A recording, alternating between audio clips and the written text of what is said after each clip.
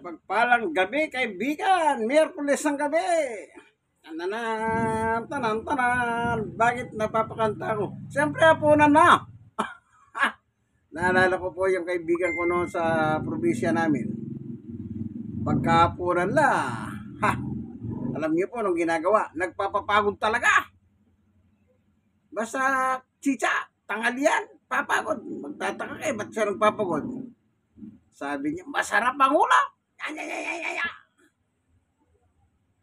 Nagpapagod talaga. Masaya. Natural, binigyan tayong pagkain ng Diyos. Dapat lang matuwa tayo. Bakit? Bigay ng Diyos. Amen. Salamat, Panginoon, sa binigay mong hapunan ngayon sa amin. Sa ngalan ni Jesus. Amen. Okay. Eto.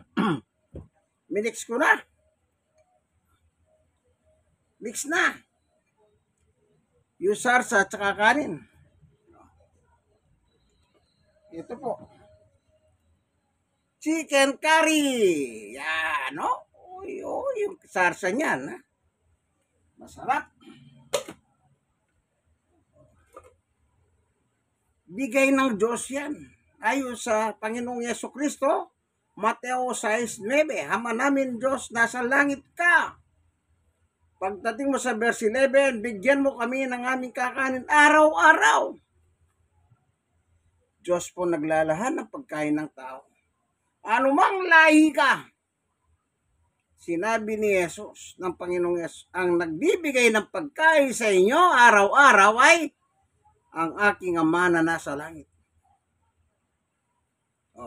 Kaya dapat lamang pasalamatan siya kasi sabi ni Pablo, always, palaging manalangin, magpasalamat sa Diyos.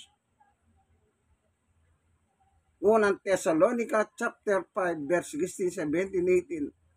Pasalamat. Bakit? Binigyan tayong pagkain ng Diyos. Dapat lang. Ikarangal natin yan. Pasalamatan ng Diyos. Ba't yung kapitbahay mo? Kahit hindi masarap. Ang daming pasarap. Maraming sarap. Bulahin mo pa eh. Di ba ganyan ang ugali ng Noipi? Mas lalo na siguro pasalamatan ng Panginoon Diyos. Amen! Okay. Makakapaginig tayo ng isang awitin na makakapagpa-inspire sa atin. Ano po? Bakit ko sinabi makakapag-inspire sa atin? Simple lang. Pag ang awitin ay patungkol sa Diyos, talaga magbibigay ng inspirasyon yan. Hindi po ba?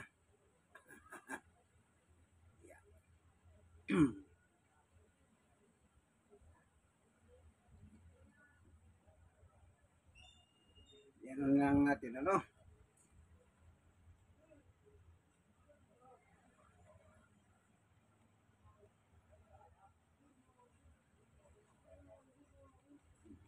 Tingnan niyo po.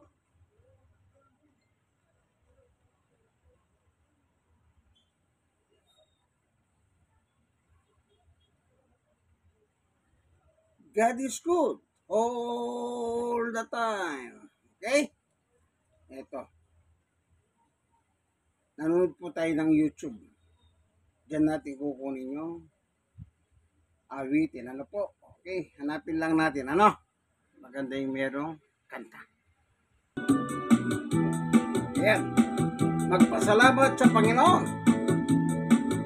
Habang kumakain ako.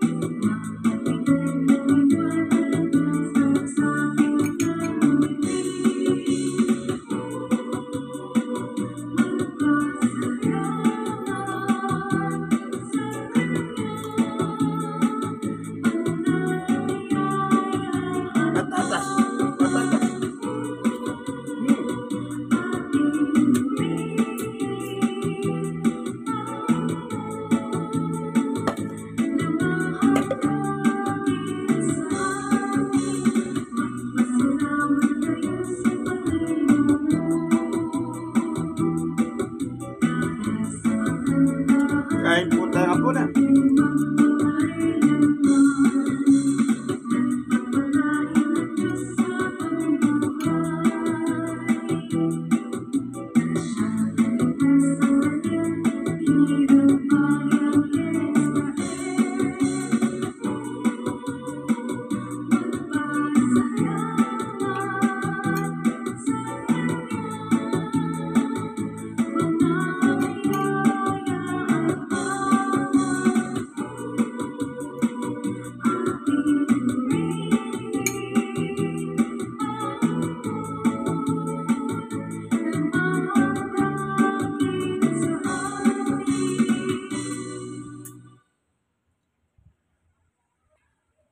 Kaya dapat lang magpasalamat tayo. Bawat oras, kailangan nagbibigay tayong pasalamat sa Diyos. Ano man dumating sa buhay natin. Ba, may dumating, hindi natin kursunada. Parang hindi maganda sa tingin natin, pasalamat tayo. God is good all the time.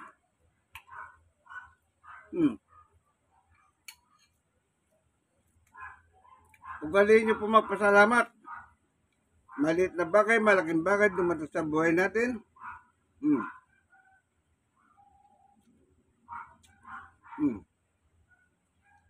Give thanks unto God at all times. Give thanks. Don't mo in.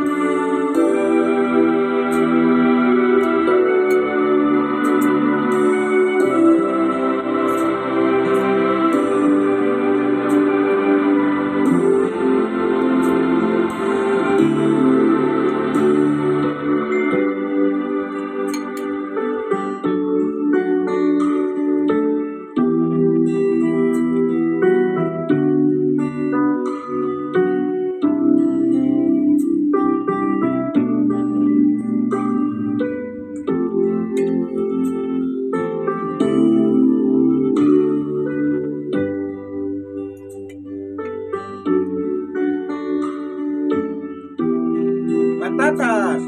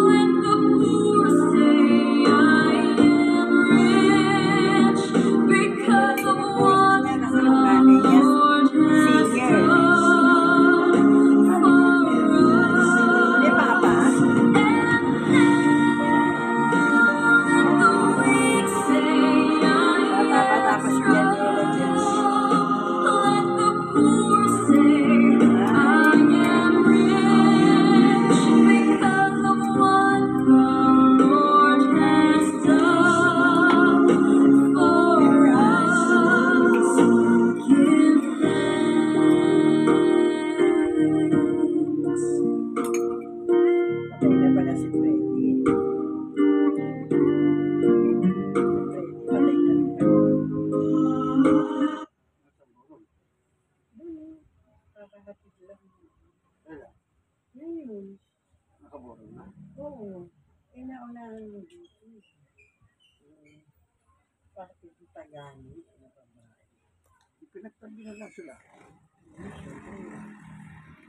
Alam niyo po, kay Don Mohen na nauna kaninang give text, wala po siyang kanta, instrumental siya. Hindi ko alam na instrumental siya, kaya nilipat ko. Ganon din, give text din ito. Meron naman siyang kanta. Mas maganda kasi po yung kanta, yung Lyrics. lyrics, hindi yung instrumental. Okay? Wala pong problema doon. Baka sabi, ay bakit Don Moen pagkatapos boses babae? Kasi nga po instrumental yung kay Don Moen. Kaya tinatag po natin ng kanta na merong lyrics. Ano? Yo, tuloy na natin. Ang kumakanta po dito yung artista natin Pilipino, babae si Janela Salvador. Siya pong kumakanta nitong Give Thanks. No, Janela Salvador po, no? Ganda ng boses, ano po.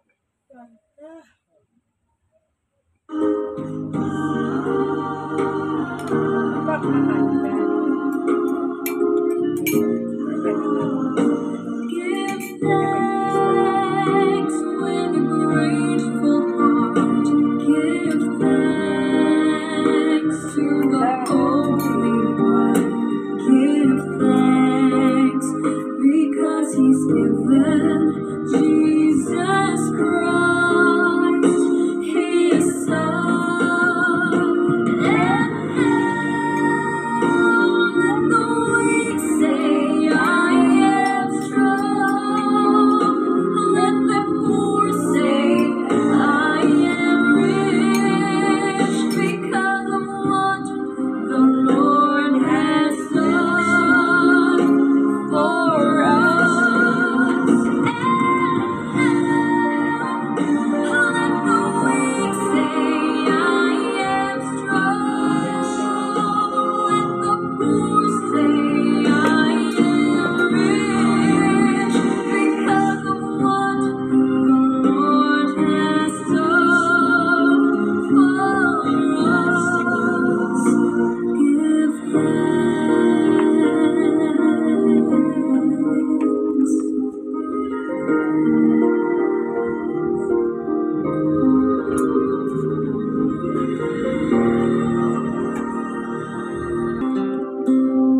Habang kumakain, nakikinig tayo ng awitin patungkol sa Diyos. Amen.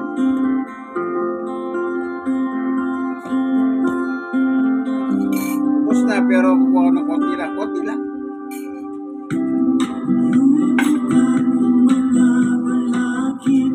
Sa iyo'y nakapaligid, lingwa naman patutunguhan. Wala pa yung Ang ano. buhay dito sa sanlibutan, lagi mong asama-sama ang magandang kinabukasan. Nauwi sa walang kabuluhan.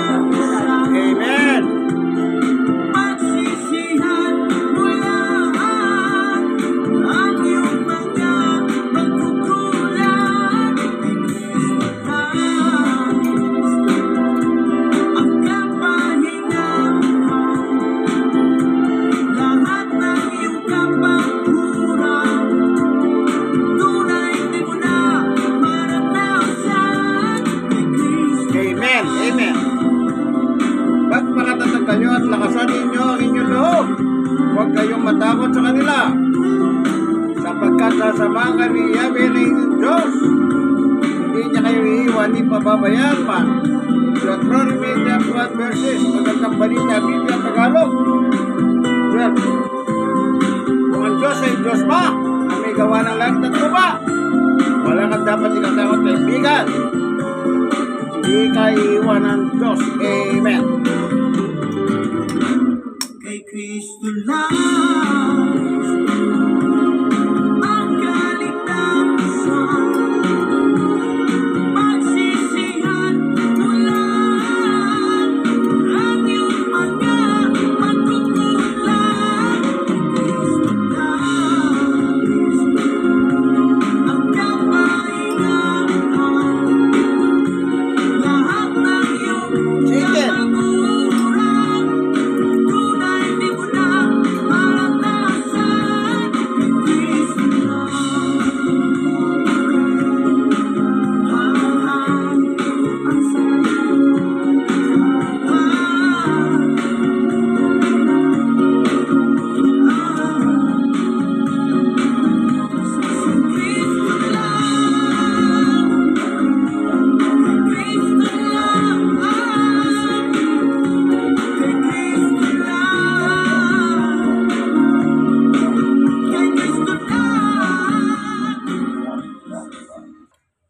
Alam niyo po, sa buhay natin ito, kay Kristo lang. Ayun, yung Kristo Lord, wikang Tagalog.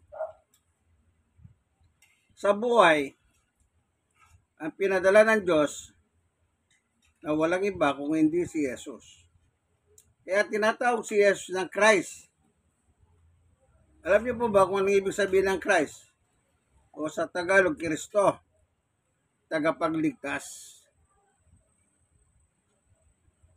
Si Jesus, tagapagligtas. Yan po si ibig sabihin ng Yeso Kristo. Jesus, tagapagligtas. Ay. Sino nililigtas niya? Siyempre yung... Ay, dati kayo na naman.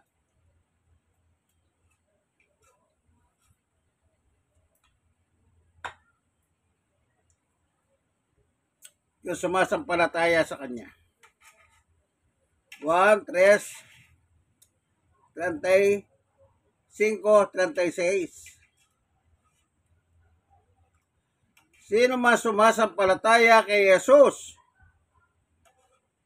yun ang maliligtas. Ang batas, kailangan ang sumusunod kay Jesus. Yun. Ibig sabihin po ng pananampalataya ay may kalagip na pagsunod sa Kanya. Halimbawa, kung tinatanggap mo si Jesus bilang Panginoon at tagapagligtas ng iyong buhay, kailangan paniwalaan mo siya. Ano paniwalaan mo? Kung ano si Jesus sa Biblia, kung ano ang kanyang aral, at sundin mo siya. Yun ang tamang pananampalataya na sinasabi ng Biblia. Kaya kung pupunta tayo sa 3:16 ng 1, gayon na lang ang pag-ibig ng Diyos sa mga tao na kanyang binigay ang kanyang kaisa-isang anak na si Jesus, na sino man sumampalataya sa kanya ay hindi mapahamak sa impyerno, kundi magkaroon ng buhay na walang hanggan sa piling ng Diyos. Amen. Yun. Yung pananampalatayang nakalagay doon, may kalagip na pagsunod yun. Ganon po ang tamang pananampalataya. Kung ano ang nakalagay kay Jesus sa Biblia, lahat yun paniwalahan mo.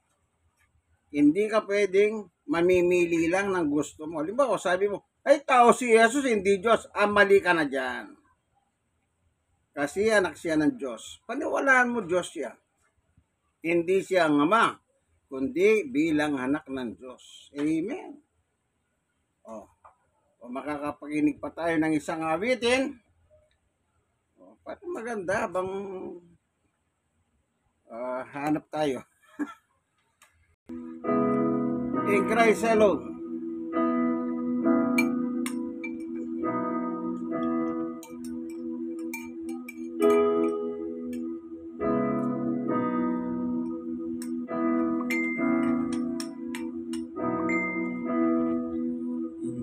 Christ alone, my hope is found. He is my light, my strength, my song. This cornerstone, this solid ground, firm through the fiercest drought and storm. What heights of love, what depths of peace, when fears are stilled, when striving cease.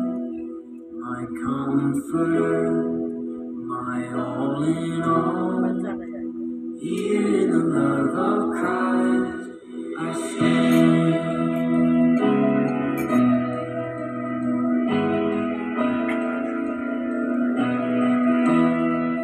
In Christ alone, who took on flesh, the fullness of God in helpless state.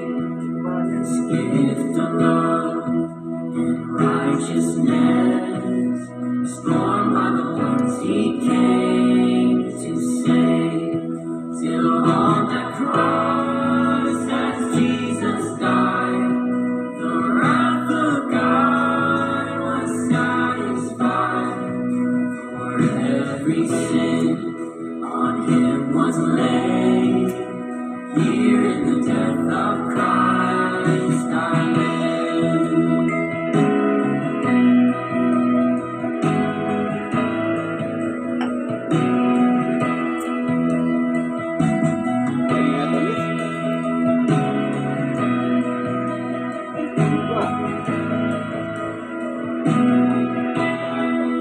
There in the ground, His body lay, light of the world by darkness slain.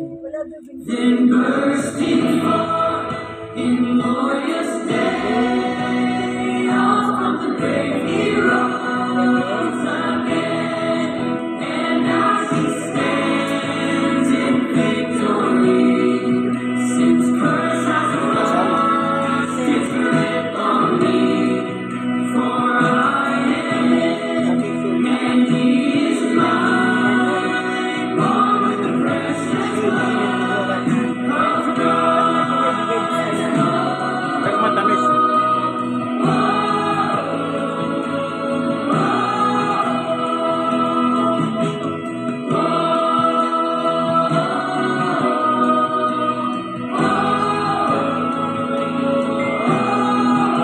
Coconut jam.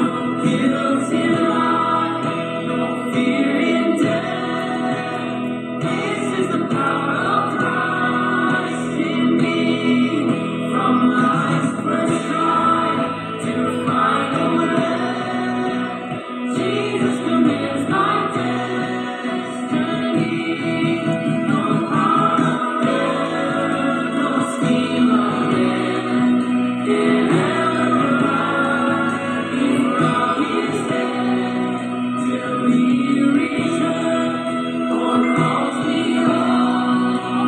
Here in the power of God, I'll stand. No power of hell, no scheme of man can ever blind me from His hand till He returns or calls me home. Here in the power of Christ, I'll stand.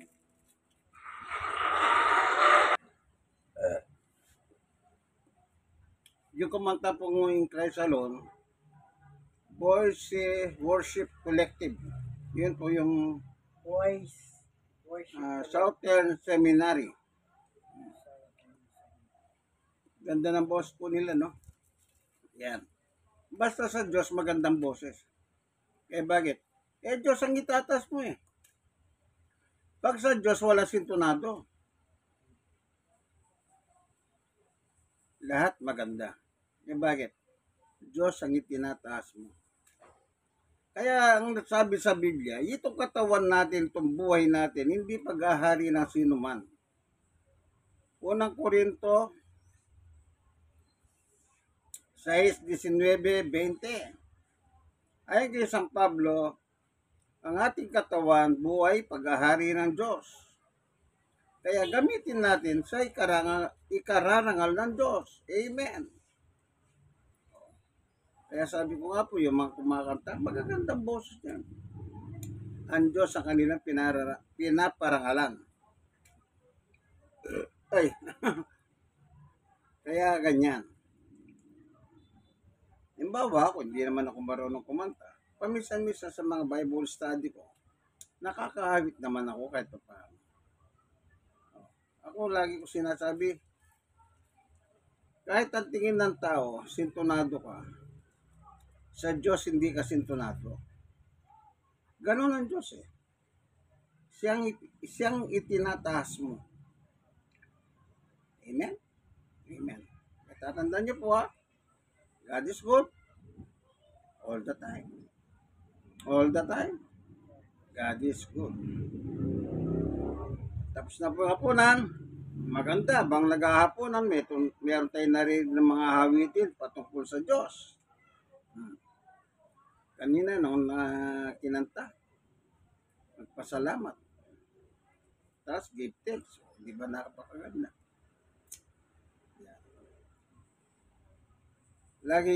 Lagi nyo pong pasalamatan ng Panginoon Diyos. Ano man ang mangyari, mapait man yan dumarating sa buhay natin, pasalamat din po tayo. Kasi lahat ng bagay ay nagkakalagip-lagip sa ikabubuti natin. Amen? Amen. Okay. Ito ang inyong kaibigan kay Jesus, Brother Manny Bautista. Like. Share na share. Kayong mga nasisiyahan, mag-share din po kayo. Ano? Napakaganda po ng mga hawit at papuri sa Diyos. Ano po? Sige po. Nandito na lamang ang ating munting video, kaibigan. Kung nashare ka, mag-share ka sa iba. Mabuting bagay yun, nagiging kamay po kayo ng Diyos. Kesa maging kamay kayo ng Diablo.